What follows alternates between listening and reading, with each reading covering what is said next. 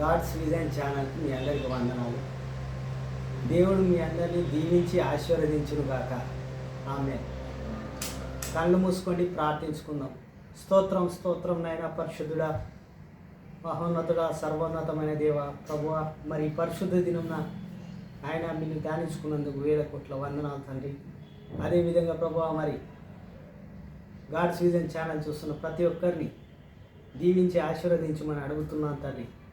అదేవిధంగా ప్రభువా, మరి పాటల్లో కానీ, వాక్యంలో కానీ, ఆరాధనలో కానీ పరిశుద్ధాత్మదేవ మాకు తోడుగా ఉండి నడిపించమని నజరేయుడైన యేసు నామములో అడుగుతున్నాం పరమ తండ్రి.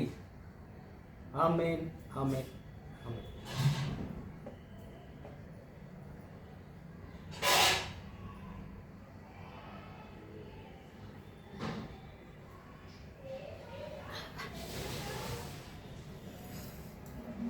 నజరేయుడా నా యేసయ్యా, ఎన్ని యుగాలకైనా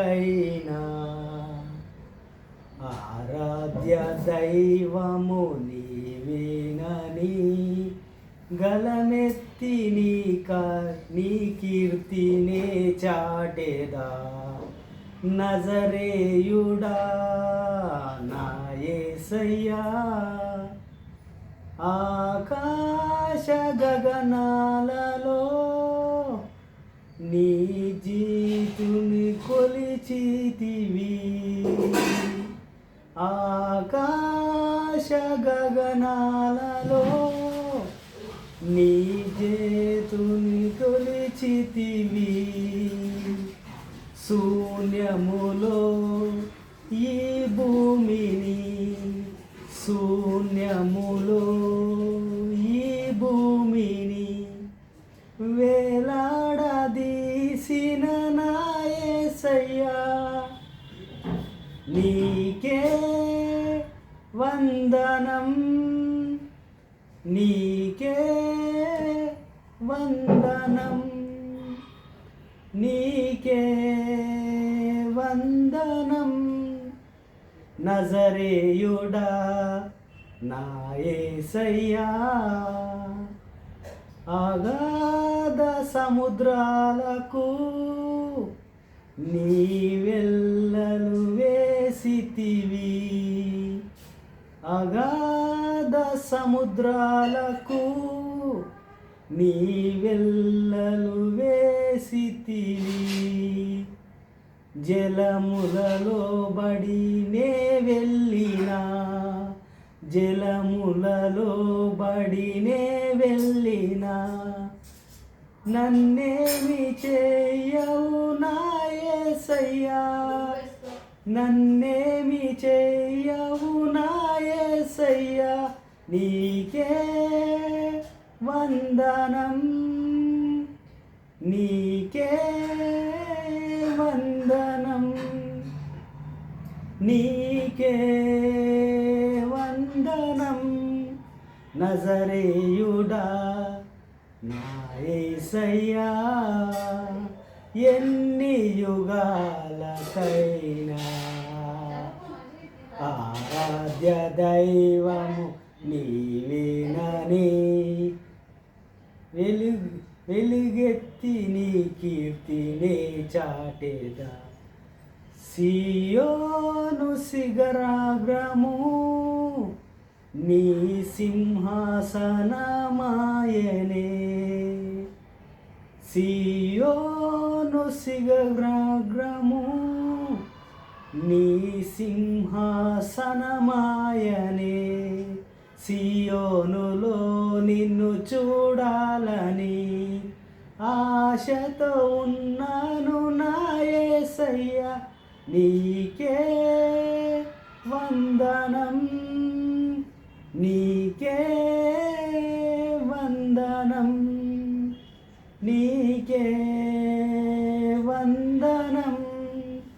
నజరేయుడా నా యేసయ్యా. ఆమేన్. కళ్ళు మూసుకొని ప్రార్థించుకున్నాం. స్తోత్రం స్తోత్రం నాయన పరిశుద్ధుడా, మహోన్నతుడా, సర్వోన్నతమైన దేవ, కృపగల తండ్రి, మరి జ్ఞానంగల దేవ, నాయన పరిశుద్ధాత్మ దేవ, నీ ఆత్మ చేత మమ్మల్ని నడిపించిన ఆయన ప్రభువ, మరి మంచి వాక్యాన్ని దయచే తండ్రి ప్రభువ, నీ ఆత్మ చేత జ్ఞానం చేత మమ్మల్ని ముందుకు నడిపించమని నజరేయుడైన యేసు నామములో అడుగుతున్నాం తండ్రి.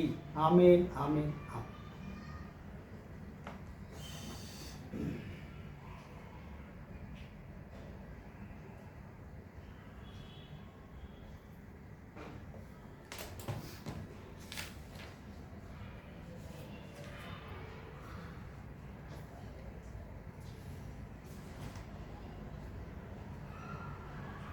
అందరికీ వందనాలు.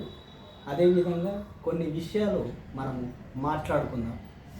మరి మన జీవితంలో చాలామందిని మరి ఎవరినైనా మనం క్షమించామా అనేది మన హృదయం ద్వారా ఆలోచించుకోవాలి. మన కుటుంబంలోనే కానీ, బయట వారినే కానీ, మన పిల్లల్లో కానీ, మరి మన భార్యని కానీ, మన పిల్లల్ని కానీ ఎప్పుడైనా క్షమించామా? మన సహోదరుని కానీ ఎప్పుడైనా మనం క్షమించామా అని మనం ఒకసారి ఆలోచించుకోవాలి. ప్రభు అయిన యేసుక్రీస్తు వారు ఒక స్త్రీని క్షమించాడు. ఏ రకంగా క్షమించాడు, మరి ఆమె ఏం చేసింది, ఏం తప్పు చేసిందో ఒకసారి యోహాను అధ్యాయము 8వ అధ్యాయం మనము ధ్యానించుకుందాం. దాని ద్వారా ప్రభు అయిన యేసుక్రీస్తు వారు తన ప్రేమను ఎలా చాటించాడు, మరి ఎలా క్షమించబడ్డాడు, ఆ స్త్రీ ఎలా క్షమించబడింది, తన ప్రేమ, తన గొప్పతనం ఏందో మరి ప్రభు అయిన యేసుక్రీస్తు వారు మరొకసారి అద్భుత క్రియలే కాదు, క్షమించే గుణాన్ని కూడా మనకు ప్రభు అయిన యేసుక్రీస్తు వారు నేర్పారు. మరి ఎలా క్షమించారు, ఏం జరిగిందో ఒకసారి యోహాను సువార్త 8వ అధ్యాయం ఒకసారి చదువుదాం. యేసు ఒలీవల కొండకు వెళ్ళెను. తెల్లవారుగానే యేసు తిరిగి దేవాలయంలోకి రాగా ప్రజలందరూ ఆయన యొద్దకు వచ్చిరి. గనుక ఆయన కూర్చుండి వారికి బోధించుచుండెను. శాస్త్రులు, పరిసయ్యులు వ్యభిచారమందు పట్టబడిన ఒక స్త్రీని తోడుకొని వచ్చి ఆమెను మధ్యన నిలబెట్టెను. ప్రభు అయిన యేసుక్రీస్తు వారు ఒలీవల కొండ మీదకించి మరి కిందికి వచ్చాడు. కిందికి వచ్చిన తర్వాత తెల్లవారుజాము దేవాలయంలో మరి వాక్యాన్ని బోధిస్తూ ఉన్నాడు. మరి దేవుడి సువార్త గురించి, దేవుడి రాజ్యం గురించి వాక్యాన్ని చెప్తా ఉన్నాడు. చెప్పిన తర్వాత అక్కడున్న మరి శాస్త్రులు, పరిచయులు, అక్కడ ఉన్న పెద్దలు, అంటే యూదులకు సంబంధించిన పెద్దలు ఎవరైతే ఉన్నారో ఒక వ్యభిచారములో పట్టబడిన ఒక స్త్రీని పట్టుకొచ్చి మధ్యలో నిలబెట్టారు. మరి నిలబెట్టిన తర్వాత బోధకుడా, ఈ స్త్రీ వ్యభిచారము చెయ్యుచుండగా పట్టుబడినది. బోధకుడా, ఈ స్త్రీ వ్యభిచారం చేయబడినప్పుడు పట్టుబడింది, ఏం చేయమంటావని అడుగుతున్నారు. మరి ప్రభు అయిన యేసుక్రీస్తు వారు అంటున్నారు, వాళ్ళు ఏమంటున్నారంటే, బోధకుడా మరి ఏం చేయమంటావంటే, అటు తర్వాత రాళ్ళు రువ్వి చంపవలెనని ధర్మశాస్త్రంలో మోషే మనకు ఆజ్ఞాపించింది కదా అని ఆయనను, నీవేమి చెప్పుచున్నావని ఆయనను అడిగిరి.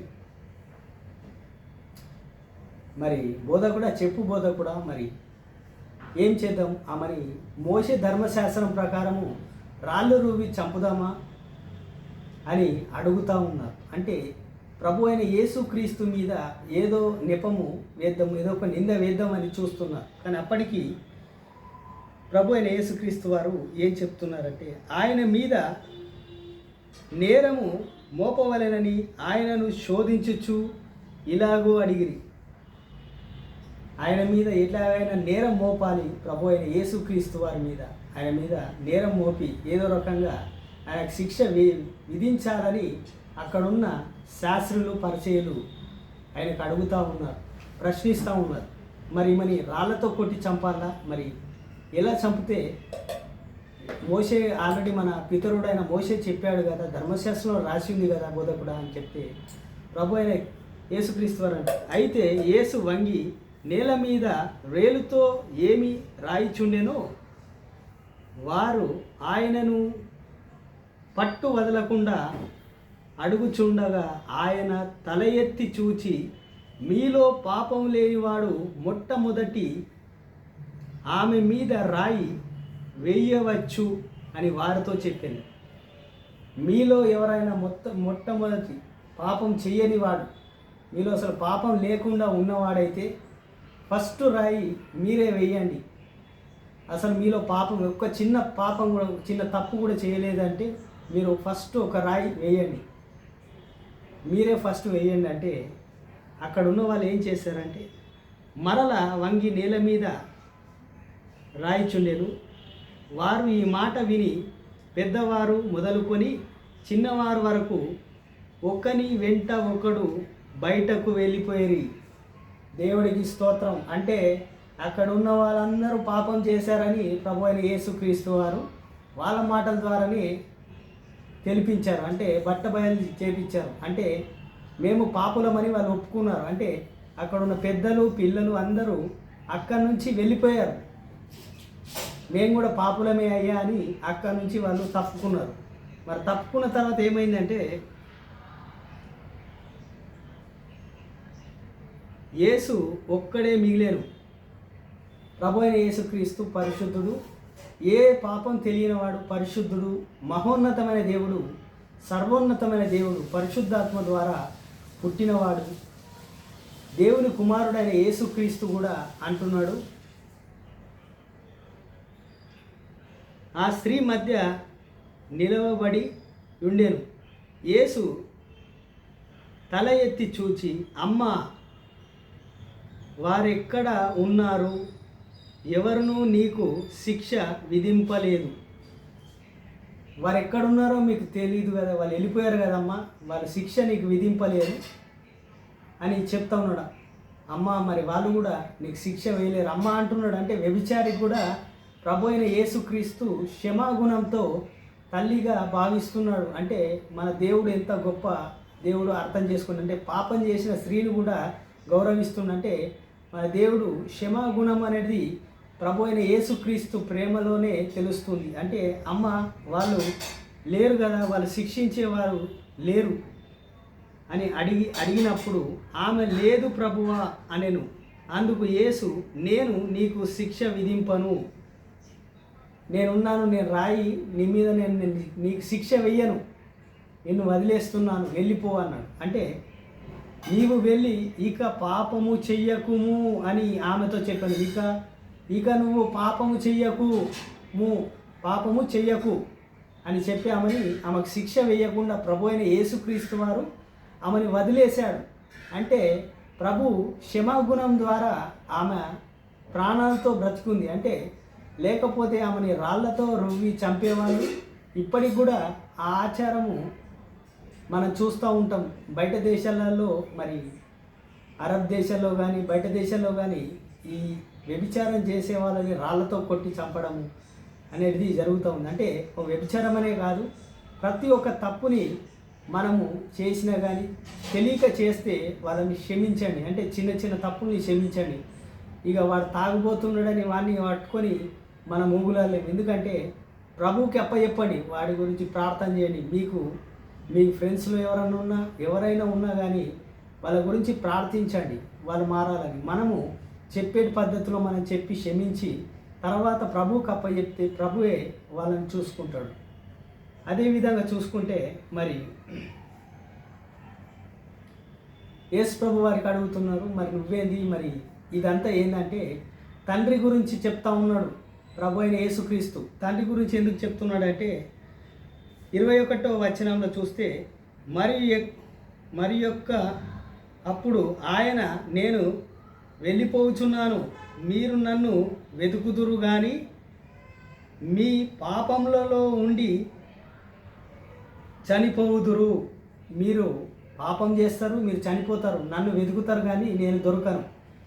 నేను ఉన్నప్పుడు మీరు ఎరగరని చెప్తున్నారు, నేనున్నప్పుడు మీరు ఎరగలేరు, మీరు పాపం చేసి చనిపోతారని ప్రభు అయిన యేసుక్రీస్తు. అందుకు యూదులు, నేను వెళ్ళే చోటికి మీరు రాలేరని ఉన్నాను అని చెప్పుకొనుచున్నాడు. తనను తానే అని చెప్పుకొనుచుండురి.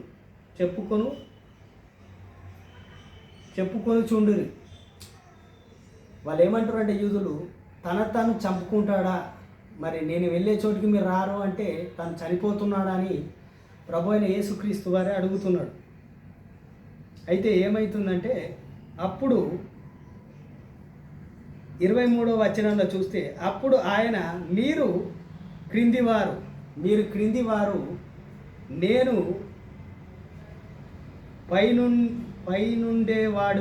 పైనుండు వాడును.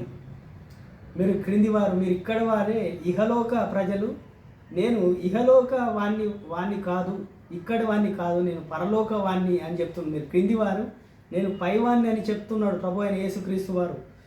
మరి అదేవిధంగా చెప్తున్నాడు, మీ పాపములు నిండియు మీరు చనిపోయిరి. మీతో చెప్పి తిని నేను ఆయననని మీరు విశ్వసించిన ఎడల మీరు మీ పాపములలో నుండి చనిపోవుదురని వారితో చెప్పాను.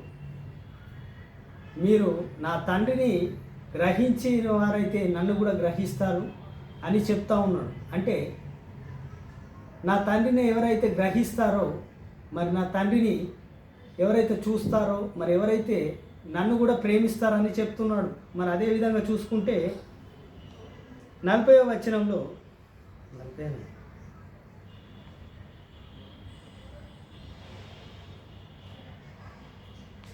40వ వచనంలో చూసుకుంటే 39వ వచనంలో చూస్తే, అందుకు వారు ఆయనతో, మా తండ్రి అయిన అబ్రహాము వారిమని, యేసు, మీరు అబ్రహాము పిల్లలైతే అబ్రహాము చేసిన క్రియలు చేతురు. మీరు అబ్రహాము పిల్లలైతే అబ్రహాము చేసినట్టు చేయాలి కదా, మీరు అబ్రహాము చేసినట్టు ఎందుకు చేస్తలేరు క్రియలని ప్రభు అయిన యేసుక్రీస్తు వారు ప్రశ్నిస్తున్నాడు. అప్పటికి మరి చెప్తున్నాడు, దేవుని వలన వినిన సత్యంను మీతో చెప్పిన వాడిని నైనా నన్ను మీరిప్పుడు వెతుకుచున్నారు. దేవుడికి సంబంధించిన సత్యాన్ని నేను చెప్తున్నాను. సత్యం గురించి నేను చెప్పినప్పుడు మీరు నన్ను ఎందుకు చంపాలనుకుంటున్నారు అని ప్రభు అయిన యేసుక్రీస్తు వారు అక్కడున్న యూదులకు, శాస్త్రులకు చెప్తా ఉన్నారు. వ్యతిరేకంగా ఉన్న వారందరికీ ప్రభు అయిన యేసుక్రీస్తు వారు చెప్తా ఉన్నారు. అదేవిధంగా చూసుకుంటే, మీరు మీ తండ్రి క్రియలను చూచినారు వారితో చెప్పాను. అందుకు వారు, మేము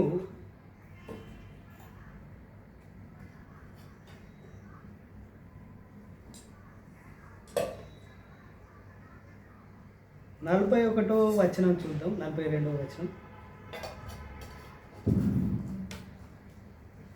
మీరు మీ తండ్రి క్రియలు చేయుచున్నారు అని చెప్పి, అందుకు వారు,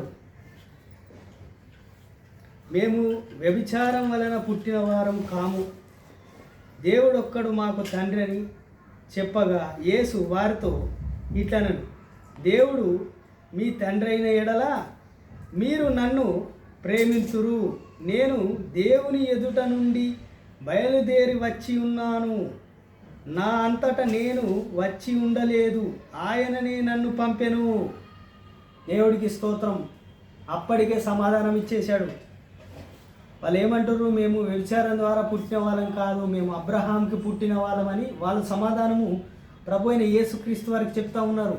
అంటే ఈయన ఒక పాపిని క్షమించాడు కాబట్టి అక్కడున్న వాళ్ళకు బాధ అయిపోయింది. ఎందుకంటే ఈయన మోషే ధర్మశాస్త్రాన్ని మరి రద్దు చేస్తున్నాడు, ఈయన ఎందుకు ఇట్లా చేస్తున్నాడని వాళ్ళ కోపం ద్వారా అట్లా అన్నారు. అయితే దానికి కూడా చెప్పాడు, నా అంతటా నేను రాలేను, నా తండ్రి నా అంతటా నేను రాలేను. యేసు వారితో ఇట్లా, నేను దేవుడు మీ తండ్రి అయిన ఎడల మీరు నన్ను ప్రేమింతురు. దేవుడు మీ తండ్రి అయితే నన్ను ప్రేమిస్తారు. నేను దేవుని ఎదుట నుండి బయలుదేరి వచ్చి ఉన్నాను. దేవుడి దగ్గర నుంచి వచ్చిన వాణ్ణి, నేను దేవుని కుమారుణ్ణి అని చెప్తున్నాడు. దేవుడి దగ్గర నుంచి నేను వచ్చిన వాణ్ణి.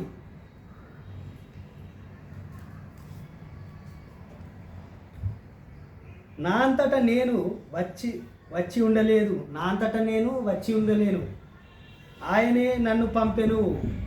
దేవుడే నన్ను పంపాడు, నన్ను దేవుడే భూమి మీదకి పుట్టించాడు, దేవుడే నన్ను భూమి మీదకి పంపాడని ప్రభు అయిన యేసుక్రీస్తు వారు వాళ్ళకు చెప్తా ఉన్నాడు. మరి అర్థం చేసుకుంటే ప్రభు అయిన యేసుక్రీస్తు వారు మరి తండ్రి కుమారుణ్ణి మరి నన్ను చూస్తే తండ్రిని చూసినట్టే అని ప్రభు అయిన యేసుక్రీస్తు వారు చెప్పారు. ఆల్రెడీ యూదులకు కూడా సమాధానం చెప్పారు.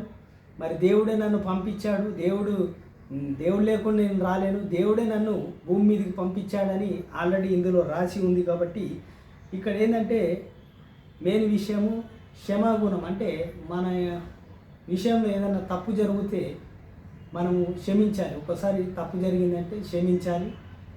ఎవరైనా చిన్న తప్పుబద్ధం కానీ ఏదైనా చిన్న చిన్న తప్పులు చేస్తే క్షమించాలని ప్రభు అయిన యేసుక్రీస్తు వారు ప్రేమతో చెప్తున్నారు. అంటే మనం అన్యులుగా లేము కాబట్టి, మనం క్రైస్తవం కాబట్టి, మనం ప్రేమతో ఉంటాం కాబట్టి ప్రభు అయిన యేసుక్రీస్తు వారిలో మనమందరము ఒకప్పుడు పాపులుగా ఉన్న వాళ్ళము ప్రభు అయిన యేసుక్రీస్తు రక్తం ద్వారా కడగబడి తన శరీరాన్ని మనం తీసుకొని తనలో భాగమైపోయినాం కాబట్టి మరి తన ప్రేమని మనం కూడా చాటాలని ప్రభు అయిన యేసుక్రీస్తు వారు ఈ వాక్యం ద్వారా మనకు నేర్పుతూ ఉన్నాడు. దేవుడు మీ అందరినీ దీవించి ఆశీర్వదించును గాక. కళ్ళు మూసుకొని ప్రార్థించుకుని స్తోత్రం స్తోత్రం నాయన, పరిశుద్ధుడా, మహోన్నతుడా, సర్వోన్నతమైన ప్రభువా, మరి జ్ఞానంగల దేవ, కృపగల తండ్రి నాయన, మరి మంచి ఆలోచనని దయచేయండి, మంచి జ్ఞానాన్ని దయచేయండి ప్రభువా. ప్రతి ఒక్క బిడ్డని ముట్టండి, స్వస్థపరచండి, ఆరోగ్యపరచండి. అదేవిధంగా ప్రతి ఒక్క బిడ్డని వీడియో చూస్తున్న ప్రతి ఒక్క బిడ్డని ఈవుల్ని దయచేయండి, బిజినెస్ని దయచేయండి ప్రభువా, వ్యాపారాన్ని దయచేయండి ప్రభువా. మరి చదువులో ముందొచ్చేటట్టు సహాయం చేయండి తండ్రి, మంచి జ్ఞానాన్ని దయచేయండి ప్రభువా. మరి జాబులు దయచేయండి ప్రభువా. మరి అదేవిధంగా అప్పులు కట్టుకునే సహాయాన్ని దయచేయండి తండ్రి. అనారోగ్య సమస్యల్ని తీసేయండి ప్రభువా. ఇంట్లో సమస్యలన్నీ, ప్రతి ఒక్క సమస్యలన్నీ యేసునామంలో, వాళ్ళ ఇంట్లో ఉన్న సమస్యలన్నీ యేసునామంలో వెళ్ళిపోను గాక. అదేవిధంగా ప్రభువా, మరి ప్రతి ఒక్కరిని మరి ప్రభువా మరి క్షమించిన దేవా, మరి నిన్ను మాత్రం ప్రభువా మరవద్దు తండ్రి. మేము కూడా క్షమాగుణం మాలో కూడా పెట్టండి ప్రభువా. మేము కూడా క్షమించే బిడ్డలుగా ఉండాలి ప్రభువా. నాయన ప్రభువా, ప్రతి ఒక్క బిడ్డని ఏదైనా అపరాధం చేసి ఉంటే మేము కూడా మరి వీడియో చూస్తున్న బిడ్డలు కానీ మరి మేము కానీ ప్రభువా, మమ్మల్ని కూడా ఏదైనా చిన్న చిన్న అపరాధాలు ఉంటే క్షమించు నాయన ప్రభువా. తండ్రి నాయన, మేము కూడా అపరాధాలు చేయొద్దు తండ్రి, మేము కూడా క్షమించాలి తండ్రి. క్షమించేవాడికి క్షమాగుణాన్ని ఇస్తాన్నావు ప్రభువా, మరి క్షమిస్తాన్నావు తండ్రి నాయన. మరి క్షమించండి తండ్రి. మా ఇంట్లో మాలో ఇంకేమైనా లోపాలు ఉంటే ప్రభువా మమ్మల్ని సరి చేసుకునేటట్టు సహాయం చేయండి ప్రభువా. మరి మాకు మంచి జ్ఞానాన్ని దయచేయండి తండ్రి. యేసునామములో అడుగుతున్నాం పరమ తండ్రి. ఆమేన్, ఆమేన్, ఆమేన్. గాడ్స్ విజన్ ఛానల్ని మీ అందరికి వందనాలు. ప్రతి ఒక్కరూ ఈ ఛానల్ని చూడండి, సబ్స్క్రైబ్ చేయండి. ఎందుకంటే మంచి సబ్జెక్ట్స్ మరి దేవుని గురించి చెప్తున్నాను. ఈ పిచ్చి వీడియోలు కాదు కానీ దేవుని ఒక వాక్యం గురించి బోధిస్తూ ఉన్నాను. దయతో ఈ వీడియోను చూడండి, సబ్స్క్రైబ్ చేసుకోండి.